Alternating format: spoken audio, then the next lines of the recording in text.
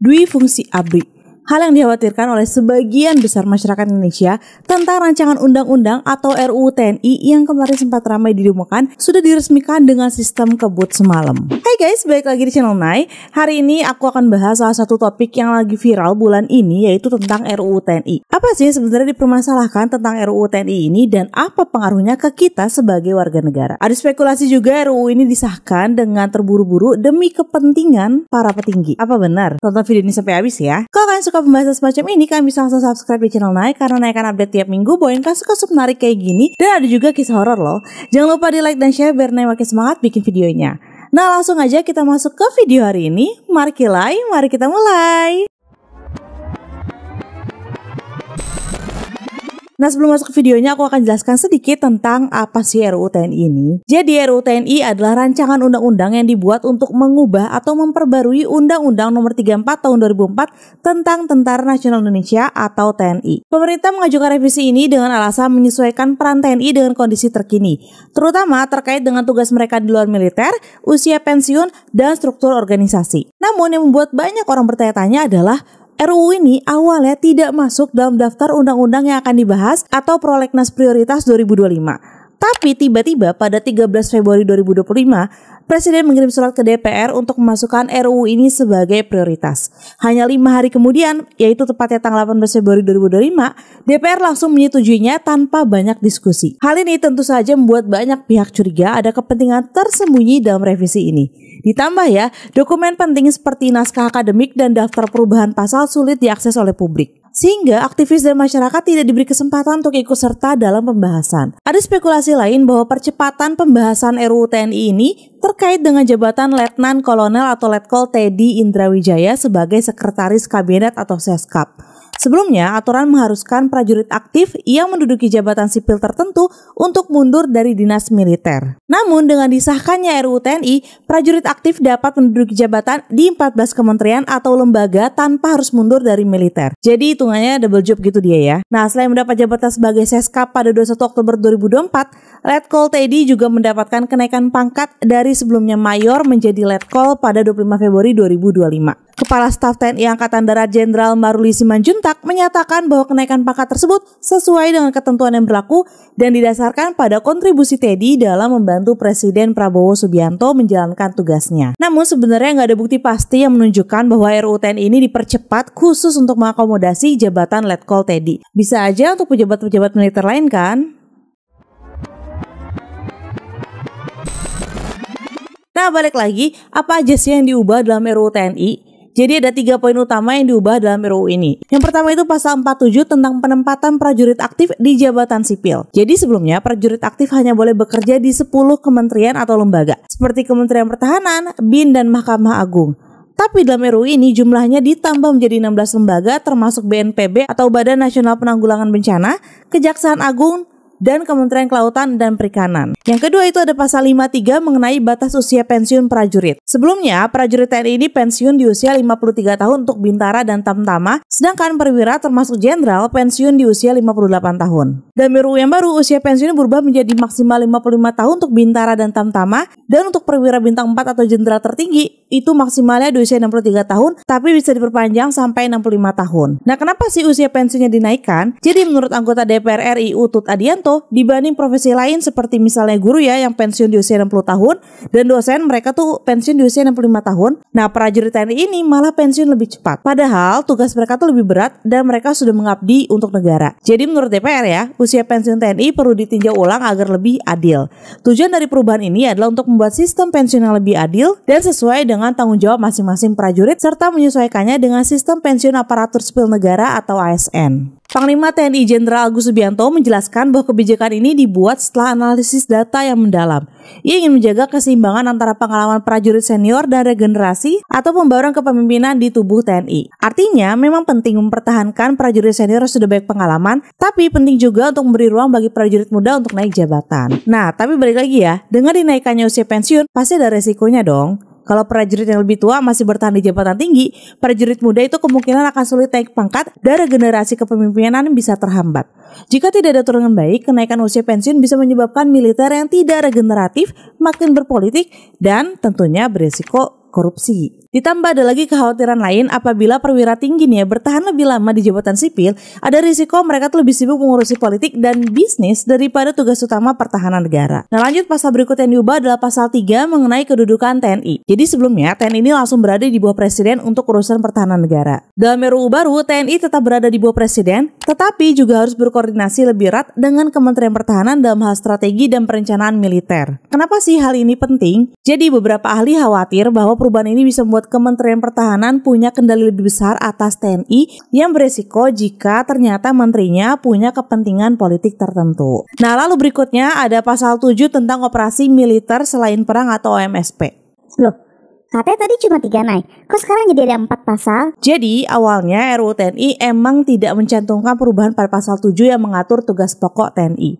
Namun dalam proses pembahasan, pasal 7 mengalami penambahan 2 tugas baru dalam operasi militer selain perang atau OMSP sehingga total menjadi 16 tugas. 2 tugas tambahan tersebut adalah yang pertama membantu dalam upaya menanggulangi ancaman pertahanan cyber. Yang kedua membantu dalam melindungi dan menyelamatkan warga negara serta kepentingan nasional di luar negeri. Alasan penambahan tugas pokok ini adalah karena di era digital sekarang ya, ancaman tuh bukan hanya datang dari senjata dan pasukan, tapi juga dari serangan ke sistem informasi pemerintah, misalnya hacker yang kemarin beberapa kali kejadian ya. Bisa juga gangguan komunikasi pertahanan dan aksi cyber asing yang bisa melemahkan stabilitas nasional. Jadi TNI diharapkan bisa merespon lebih cepat terhadap ancaman modern, tidak hanya perang fisik. Nah, Wakil Ketua DPR RI Sufmi Dasko Ahmad juga menegaskan bahwa tidak ada pasal lain yang direvisi selain pasal-pasal yang disebut di atas. Namun selama proses pembahasan ada beberapa perubahan. Contohnya, pemerintah sempat mengusulkan agar TNI diberi tugas membantu menangani masalah narkoba. Tapi usulan itu akhirnya dihapus oleh panitia kerja atau Panja DPR.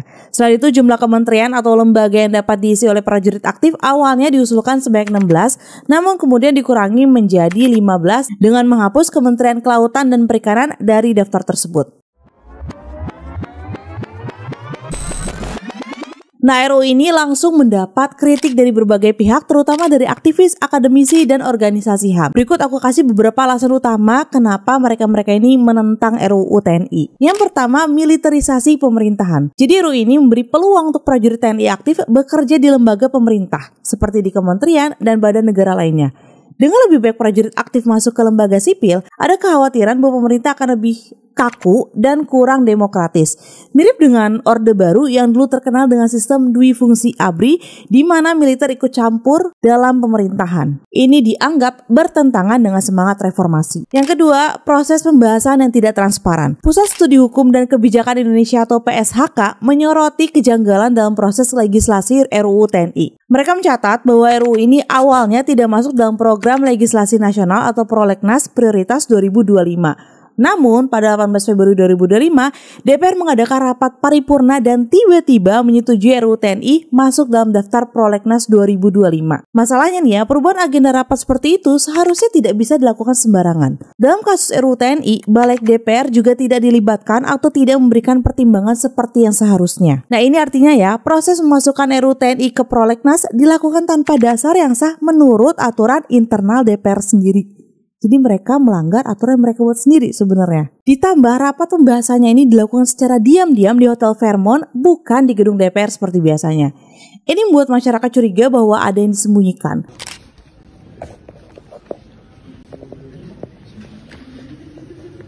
Selamat sore Bapak Ibu, kami dari Koalisi Reformasi Sektor Keamanan, pemerhati di bidang pertahanan, kami menuntut agar proses pembahasan revisi Undang-Undang TNI dihentikan karena tidak sesuai dengan proses legislasi. Ini diadakan tertutup, Bapak Ibu. Woi, Anda mendorong. Teman-teman, bagaimana kita kemudian hari ini direpresif? Kami menjalankan fungsi pengawasan sebagai masyarakat sipil. Banyak pihak termasuk Komnas HAM menilai bahwa pembahasan RUU ini tidak melibatkan masyarakat secara terbuka. Padahal undang-undang yang menyangkut kepentingan rakyat seharusnya dibahas secara transparan dan partisipatif. Yang ketiga, kekhawatiran adanya potensi dualisme loyalitas. Jadi ya, penempatan prajurit aktif di jabatan sipil dapat menimbulkan dualisme loyalitas yang dapat mengganggu profesionalisme militer dan birokrasi sipil. Simpelnya gini ya, tentara aktif yang bekerja di pemerintahan punya 2 atasan kan. Yang pertama, komandan militer yang memberi perintah berdasarkan kepentingan TNI. Dan ada menteri atau presiden yang memberi perintah berdasarkan kebijakan sipil. Nah, misalnya suatu saat terjadi benturan kepentingan, tentara tersebut bisa bingung harus taat ke siapa. Ini bisa membuat kebijakan tidak berjalan dengan baik dan malah merugikan rakyat. Yang keempat, adanya kekhawatiran potensi korupsi. Karena sebelumnya ya, ada beberapa kasus di Indonesia di mana pejabat militer yang ditempatkan di jabatan sipil malah terlibat korupsi, seperti kasus korupsi Asabri yang menyebabkan kerugian hingga 22,78 triliun dan kasus helikopter AW101 yang merugikan negara sekitar 224 miliar. Jika lebih banyak prajurit aktif bekerja di instansi sipil, dikhawatirkan resiko korupsi bisa meningkat. Walaupun sebenarnya tanpa pejabat militer juga kita sudah banyak berita korupsi ya Bun. Yang kelima, ada kekhawatiran dampaknya ke ekonomi dan karir sipil atau militer. Jadi tugas utama tentara kan melindungi negara dari ancaman luar ya. Jika banyak tentara aktif yang sibuk bekerja di pemerintahan, maka dikhawatirkan kesiapan tempur TNI ini menurun. Kenapa? Karena banyak perwira yang lebih sibuk di kantor daripada latihan perang. Jenjang karir di TNI jadi berantakan karena jabatan strategis malah diisi oleh mereka yang bekerja di birokrasi. Dan di lain sisi, banyak yang khawatir juga jika tentara aktif mengisi posisi di pemerintahan atau BUMN, ini akan mengurangi kesempatan kerja bagi ASN atau pegawai negeri dan pegawai sipil lainnya. Bahkan banyak beredar meme ya mengenai warga sipil kesusahan jadi kerja, tapi TNI mau double job. Gimana menurut kalian? Tapi mungkin gak akan sebaik itu gak sih tentara yang mengisi posisi di pemerintahan atau BUMN? Menurut kalian gimana? Nah, sekarang aku akan sedikit membahas kenapa difungsi ABRI ini menjadi salah satu kekhawatiran masyarakat yang utama. Mungkin kalian ingat kerusuhan Mei 1998? Yang belum tahu kan bisa lihat video naik di card di atas, karena nih baru update beberapa minggu lalu deh, beberapa hari lalu ya. Kalian bisa lihat di atas ya. Nah, tapi singkatnya gini, difungsi ABRI adalah kebijakan di zaman Orde Baru atau masa pemerintahan Presiden Soeharto. Di mana ABRI yang sekarang adalah TNI dan Polri tidak hanya bertugas menjaga keamanan negara, tapi juga ikut aktif dalam pemerintahan dan politik. Jadi tentara saat itu punya dua peran. Peran pertama sebagai militer yang menjaga keamanan dan pertahanan negara, dan peran dalam dunia politik yang ikut mengatur pemerintahan. Duduk di DPR, jadi bupati, gubernur, bahkan menteri. Nah, kenapa ini dikhawatirkan? Nah, jadi di masa itu militer tuh terlalu kuat karena mereka nggak cuma menjaga negara tapi juga mengatur negara. Ini membuat pihak sipil atau masyarakat biasa kayak kita ini kehilangan suara dan keputusan penting banyak diambil oleh militer. Selain itu, karena tentara punya posisi kuat di politik dan pemerintahan, mereka tuh sulit dikritik atau disalahkan. Jika ada kesalahan atau penyalahgunaan kekuasaan, rakyat jadi takut bicara karena bisa dianggap melawan negara. Di masa Orde Baru, aktivis, mahasiswa, dan masyarakat yang kritis sering diculik, diintimidasi, bahkan sampai Karena militer punya kuasa, mereka bisa bergerak tanpa takut dihukum. Selain itu, difungsi ABRI tidak sesuai dengan prinsip demokrasi, di mana yang memimpin harus orang sipil yang bukan militer dan dipilih oleh rakyat. Difungsi buat militer seperti punya jalur khusus, kayak fast track gitu ya, untuk ikut mengatur negara tanpa lewat pemilu. Nah, contoh difungsi militer pada masa Orba adalah ABRI ini punya kursi tetap di DPR tanpa pemilu, banyak bupati, gubernur, dan pejabat daerah dari kalangan militer, mahasiswa dan aktivis yang menentang pemerintah sering ditangkap dan dibungkam, dan masyarakat jadi takut bicara politik karena militer bisa langsung turun tangan. Nah, karena dampak negatif yang besar, pasca reformasi 1998, Indonesia menghapuskan difungsi ABRI dan memisahkan TNI dari Polri untuk memastikan bahwa militer tidak lagi berpolitik. Namun dengan adanya RUU TNI, ada pasal yang membuka peluang prajurit aktif bisa menjabat di kementerian atau lembaga sipil. Inilah yang membuat banyak orang khawatir. Jangan-jangan ini tuh cara halus untuk menghidupkan lagi difungsi ABRI. Walau sebenarnya alasan resminya untuk menyesuaikan zaman, tapi publik takut militer kembali terlalu dominan dalam pemerintahan seperti masa Orba dulu. Nah, di tengah keramaian RUU TNI yang hampir ditentang oleh sebagian besar masyarakat Indonesia ya, pada 14-15 Maret 2025, Komisi 1 DPR dan pemerintah menggelar rapat pembahasan RUU ini di Hotel Fairmont, Jakarta. Rapat ini tidak diumumkan ke publik dan banyak orang menduga bahwa mereka sengaja menyembunyikan pembahasan ini. Rapat tersebut membahas daftar inventarisasi masalah atau DIM terkait revisi UU TNI. Salah satu topik utama adalah perluasan penempatan prajurit aktif TNI di kementerian dan lembaga negara yang sebelumnya terbatas pada 10 institusi dan diusulkan menjadi 16. Kelompok koalisi masyarakat sipil akhirnya mendatangi hotel tersebut untuk memprotes. Mereka menilai bahwa rapat ini tidak transparan dan dilakukan secara diam-diam untuk menghindari kritik. Setelah insiden ini, pihak keamanan hotel melaporkan aktivis yang melakukan protes ke polisi. Masyarakat ikut tersulut emosi karena di tengah badai PHK dan efisiensi besar-besaran di Indonesia ya. Bahkan temanku yang kerja di salah satu pemerintahan, dia tuh cerita kalau kantor dia tuh sampai dimatiin lampu sama AC-nya untuk efisiensi. Segitunya. Nah, kenapa para pejabat ini harus rapat di hotel mewah bukan di gedung DPR? Aku yakin pasti di gedung DPR punya ruang rapat dong.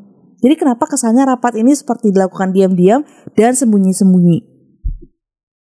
Menurut kalian, jadi pihak DPR melakukan klarifikasi bahwa rapat di hotel dilakukan karena lebih nyaman dan memungkinkan rapat maraton tanpa gangguan. Wakil Ketua DPR RI Sufmi Dasko Ahmad membantah bahwa rapat tersebut bersifat diam-diam. Dia menegaskan bahwa rapat bersifat terbuka dan telah melibatkan partisipasi publik. Namun masyarakat menganggap ini tuh sebagai cara untuk menyembunyikan pembahasan dari publik aja. Selain itu, Ketua Komisi 1 DPR RI Utut Adianto juga menyatakan bahwa rapat konsinyering atau pembahasan undang-undang lazim dilakukan oleh DPR dan pemerintah di hotel. Rapat tersebut dilakukan untuk menggarap pekerjaan secara intensif yang sifatnya mendesak dan harus segera diselesaikan. Sekretaris Jenderal DPR Indra Iskandar juga menjelaskan bahwa rapat di luar gedung parlemen diperbolehkan sesuai dengan tata tertib DPR pasal 254, terutama untuk pembahasan RUU yang dianggap memiliki urgensi tinggi. Nah, Hotel Fairmont dipilih karena memiliki kerjasama dengan DPR sehingga mendapatkan potongan harga dan fasilitasnya mendukung kebutuhan rapat maraton yang memerlukan tempat istirahat. Well, okay. Kalau gini gimana menurut kalian? Nah, sambil aku riset soal RUU TNI, aku tuh juga menemukan beberapa kasus korupsi yang sebelumnya pernah melibatkan pihak militer. Yang pertama itu kasus korupsi PT Asabri. Nah, kasus ini terbongkar pada tahun 2021, tetapi dugaan tindak pidana korupsinya sudah berlangsung sejak 2012 hingga 2019. Nah, modus operandi korupsi ini adalah dana investasi milik Asabri yang seharusnya dikelola dengan aman, malah diinvestasikan ke saham-saham gorengan atau saham yang bernilai rendah tapi dimanipulasi gitu harganya. Nah, saham gorengan ini dikendalikan oleh pihak tertentu untuk mencari keuntungan pribadi. Menurut Kejaksaan Agung, total kerugian negara mencapai sekitar 22,78 triliun rupiah. Salah satu tersangka utama adalah Letjen Purna Soniwijaya yang pernah menjabat sebagai Direktur Utama PT Asabri. PT Asabri ini perusahaan yang mengelola dana pensiun prajurit TNI dan Polri. Ia nggak sendirian, ada beberapa pihak swasta dan internal lainnya yang ikut terlibat. Kasus ini sudah masuk ke pengadilan, beberapa terdakwa termasuk Soniwijaya sudah divonis bersalah oleh majelis hakim dan dijatuhi hukuman penjara serta wajib membayar ganti rugi. Yang kedua ada kasus pengadaan helikopter AW101. Kasus ini mencuat pada tahun 2017 sampai 2018 dan sempat menjadi perhatian publik karena menyangkut alat utama sistem persenjataan atau alutsista. Modus operandi korupsi ini adalah proyek pengadaan helikopter yang dilakukan dengan proses yang tidak transparan dan tidak sesuai dengan prosedur, serta terjadi markup atau penggelembungan harga. Ini mirip dengan metode korupsi pada umumnya nggak sih? Yang kita sering dengar kemarin. Nah, dalam kasus ini negara dirugikan sekitar 224 miliar dari total anggaran pembelian helikopter sekitar 738 miliar. Salah satu tersangka adalah Marsikal Muda Purna SB yang kala itu menjabat sebagai pejabat pengadaan di TNI Angkatan Udara. Kasus ini ditangani oleh KPK, sebagian tersangka sudah menjalani proses hukum dan pengusutan masih terus berlanjut. Sejumlah barang bukti dan aset sudah disita oleh KPK. Nah, yang ketiga ada dugaan korupsi alutsista di Kementerian Pertahanan. Kasus ini mencuat pada tahun 2023 dengan penyelidikan dimulai oleh KPK. Dugaan ini muncul berdasarkan temuan awal oleh Menteri Pertahanan saat itu. Jadi pada awal masa jabatannya, Menteri Pertahanan Prabowo Subianto menemukan indikasi penggelembungan atau markup anggaran dalam beberapa kontrak pengadaan alutsista. Beliau kemudian membatalkan sejumlah kontrak tersebut untuk mencegah potensi kerugian negara yang signifikan. Hashim Joyo Hadikusumo atau adik Prabowo Subianto menyebutkan bahwa harga senjata yang seharusnya sekitar $800 dinaikkan menjadi $10.800. Sebagai respon terhadap temuan tersebut, Prabowo Subianto melibatkan BPK atau Badan Pemeriksa Keuangan dan KPK untuk melakukan audit dan mencegah praktik korupsi lebih lanjut di lingkungan Kemenhan. Hingga saat ini belum ada informasi resmi mengenai penetapan tersangka atau proses hukum yang berjalan terkait dugaan korupsi ini. Nah, gimana sih status terbaru RUU TNI? Jadi saat ini Komisi 1 DPR RI telah membentuk panitia kerja atau panja untuk membahas revisi UU TNI. Panja ini terdiri dari 18 anggota yang mewakili berbagai fraksi di DPR. Pada 17 Maret 2025, Komisi 1 DPR RI menyetujui RUU TNI dalam rapat kerja tingkat 1 bersama pemerintah. Semua fraksi sepakat untuk membawa RUU ini ke tahap selanjutnya. RUU TNI akan dibawa ke rapat paripurna DPR untuk pembicaraan tingkat 2. Jika disetujui dalam rapat tersebut, RUU akan disahkan menjadi undang-undang. Nah, kemarin 20 Maret 2025 dalam rapat paripurna, RUU TNI telah disahkan menjadi undang-undang oleh DPR. Poin-poin utama dalam revisi UU TNI yang pertama, penempatan prajurit aktif di jabatan sipil. Nah, di sini jumlah kementerian dan lembaga yang dapat diisi oleh prajurit TNI aktif meningkat dari 10 menjadi 14. Yang kedua tentang usia pensiun prajurit. Usia pensiun bintara dan tamtama paling tinggi 55 tahun, sedangkan perwira sampai dengan pangkat kolonel ada 58 tahun dan usia pensiun untuk perwira bintang 4 diperpanjang hingga 63 tahun dengan kemungkinan perpanjangan lagi hingga 65 tahun. Yang ketiga tentang tugas pokok TNI. Tambahan tugas pokok TNI soal membantu dan upaya menanggulangi ancaman cyber dan tugas membantu dalam melindungi dan menyelamatkan warga negara serta kepentingan nasional di luar negeri. Ini tadi sebelumnya udah aku bahas ya di depan ya. Nah, FYI ya, meskipun UU TNI telah disahkan, draft resmi revisi undang-undang ini belum tersedia untuk akses publik bahkan 13 jam setelah pengesahannya. Banyak yang khawatir bahwa revisi ini dapat membuka jalan bagi kembalinya dui fungsi ABRI di mana militer memiliki peran ganda dalam urusan sipil dan militer yang dianggap dapat mengancam supremasi sipil dan nilai-nilai demokrasi. Setelah pengesahan revisi UU TNI pada 20 Maret 2025, terjadi serangkaian demonstrasi di berbagai daerah di Indonesia. Aksi-aksi ini diinisiasi oleh mahasiswa dan kelompok masyarakat sipil yang menolak perubahan dalam UU tersebut. Para demonstran menyampaikan beberapa tuntutan utama, antara lain yang pertama pembatalan revisi UU TNI, yang kedua transparansi proses legislasi. Jadi di sini mereka menuntut proses pembuatan undang-undang yang lebih transparan dan melibatkan partisipasi publik. Yang ketiga penegakan HAM. Jadi demo ini menolak segala bentuk militerisasi dalam pemerintahan yang berpotensi melanggar hak asasi manusia. Nah, di Jakarta, demo ini digelar di depan gedung DPR dengan masa menyoroti tidak adanya draft resmi RUU yang bisa diakses oleh publik. Mereka menilai pembahasan di Komisi 1 DPR tidak beretika dan mendesak supremasi sipil harus ditegakkan. 2 hari setelah pengesahan, UU TNI langsung digugat ke Mahkamah Konstitusi atau MK oleh 7 warga. Di Surabaya, massa yang menamakan diri sebagai warga sipil berdemo di depan Gedung Negara Gerahadi. Mereka menilai UU TNI membuat TNI punya super body yang bisa melemahkan masyarakat. Mereka menyampaikan 8 tuntutan termasuk penolakan militer di jabatan sipil dalam urusan cyber dan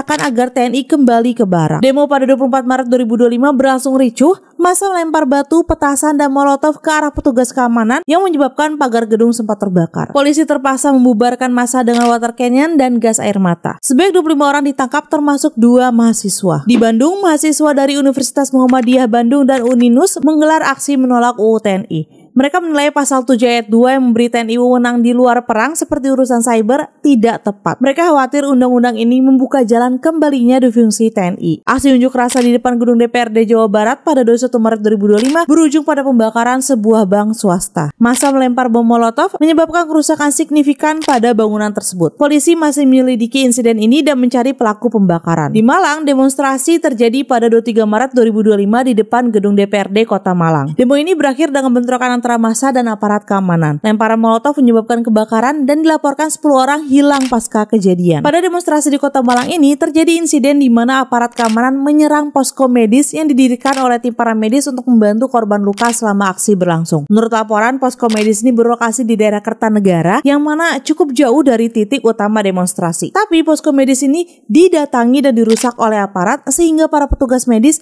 harus lari untuk menyelamatkan diri. Koordinator Lembaga Bantuan Hukum atau LBH Surabaya Pos Malang, Daniel Alexander Siagian, mengungkapkan bahwa selain perusakan posko, petugas medis juga mengalami ancaman verbal termasuk ancaman pembunuhan dan terdapat dugaan pelecehan seksual terhadap para medis perempuan. Selain kota-kota besar sebelumnya, baik demo juga yang terjadi di kota-kota lain yang umumnya digerakkan oleh mahasiswa baik di Blitar, Majalengka, Makassar, Kupang, Lumajang, Palangkaraya, Semarang, Mataram, dan kota-kota lainnya. Amnesty International Indonesia melaporkan bahwa demonstrasi di beberapa kota diwarnai dengan penggunaan kekuatan berlebihan oleh aparat yang mengakibatkan luka-luka dan penangkapan sejumlah peserta aksi. Selain itu, terdapat juga laporan intimidasi terhadap aktivis, mahasiswa, dan jurnalis yang meliput aksi tersebut. Nah, tapi ada salah satu video menarik yang sempat beredar juga bahwa di Jakarta ada demonstran yang mendukung RUU TNI. Nah, dalam video ini ketika ditanya alasan mereka mendukung RUU TNI, mereka tuh kelihatan bingung, mereka nggak bisa menjawab alasan kenapa mereka mendukung RUU TNI. Nah, banyak yang menduga kalau mereka ini adalah buzzer offline. Buzzer online kan udah banyak ya, ini buzzer offline ceritanya.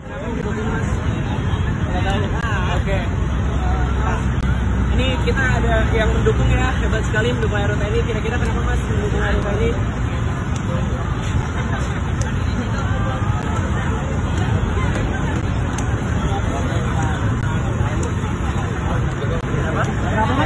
Gak apa-apa Mas, dijawab aja, gak apa-apa, santai aja Mas. Tapi mendukung ya? Tapi tahu kenapa gitu ya? Oke, gak apa-apa. Oke, siap.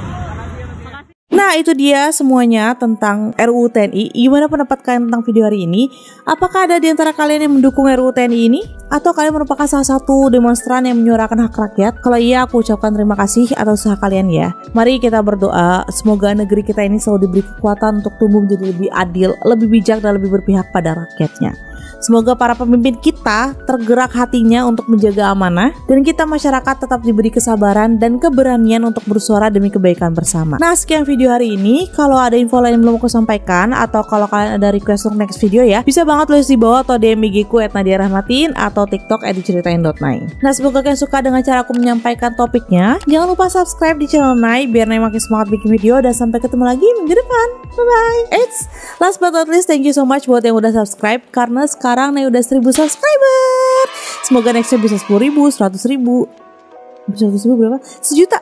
Amin, amin. Oh yes, terakhir, selamat Hari Raya Idul Fitri buat yang merayakan, yang mudik hati-hati jalan. Selamat berkumpul sama keluarga. Yang tetap kerja, makasih banyak ya. Semangat, semoga gaji setimpal. Sampai ketemu di next video. Bye bye.